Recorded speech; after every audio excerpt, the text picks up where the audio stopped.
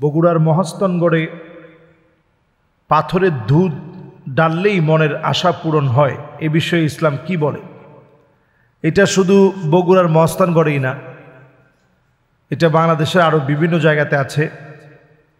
বগুড়ার মহাস্থানগড়ে পাথরের দুধ ডাললে মনের আশা পূরণ হয়, এই জন্য অনেকেই যায়, সেখানে লিটারকে লিটার দুধ সেখানে ঢেলে দেয়। সেইম এই বিষয়গুলো বাংলাদেশের বিভিন্ন জায়গায় আছে।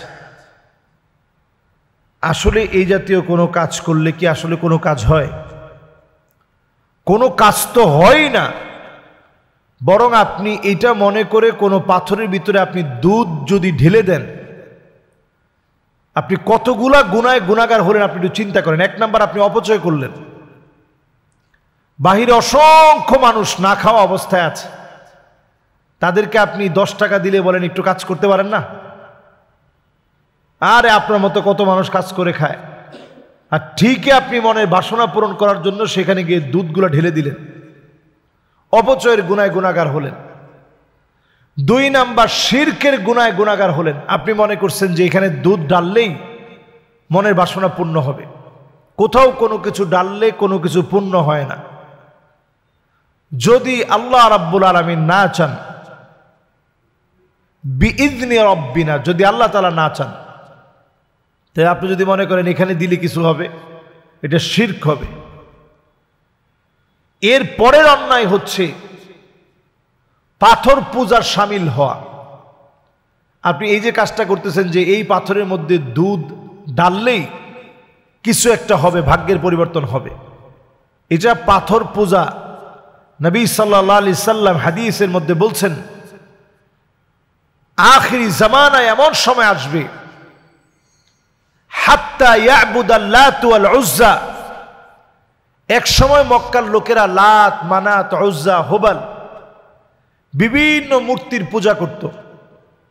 পরবর্তী সময়ে এই পূজার রীতিনীতি চেঞ্জ হতে হতে এখনো পর্যন্ত বিভিন্ন জায়গায় বিভিন্ন পাথরে চুমা দেওয়া, পাথরের ভিতরে দুধ ঢেলে দেওয়া, পাথরের মধ্যে মাথা ঘষানো, এগুলো সব পূজার শামিল। আখেরি জামানায় এগুলা বেড়ে যাবে। এখন তো বেড়ে গেছে। আমাদের বাংলাদেশেই এখানে নাকি নবীজি সাল্লাল্লাহু আলাইহি সাল্লামের পায়ের ছাপ আছে, নাউযু বিল্লাহি মিন যালিক। চিটাঙের এই নবীজির পায়ের ছাপ বলে এর আশেপাশে যেইভাবে চুম্বন করা হয়, নবীজির পায়ের ছাপ এখানে আসবে কেমনে? তারা বলে যে এটা নিয়ে আসছে, অথবা রেপ্লিকা অনুরূপ পায়ের ছাপটা এখানে আনা হয়েছে। এই টোটাল কথাগুলো সব ফেক, সব মিথ্যা কথা। এগুলোর ভিতরে কোনো বরকত নেই, এগুলো সব মিথ্যাচার। আপনি যদি বরকত কামনা করেন, জুমাবারে অধিক পরিমাণে নবীজির উপরে দরুদ শরীফ পড়েন, নবীজির একটা একটা করে সুন্নাহ অনুসরণ করেন, নবীজির সত্যিকারের যে আসারগুলো আছে এগুলাকে মহাব্বত করেন, ভালোবাসেন, সুন্নাহগুলা ইত্তেবায়ে রূপান্তরিত করেন, অনুকরণ অনুসরণের মধ্য দিয়ে মানার চেষ্টা করেন, তবেই আমার আপনার আমলগুলা কবুল হবে। আর যত ভণ্ডামি আছে এগুলো ছেড়ে দিতে হবে। বিভিন্ন মাজারে গিয়ে মানত করা, চুমা দেওয়া, এগুলো সব বাদ দিয়ে দেন, আল্লাহর দিকে ফিরে আসেন। আল্লাহ আমাদেরকে বোঝার তৌফিক দান করুক।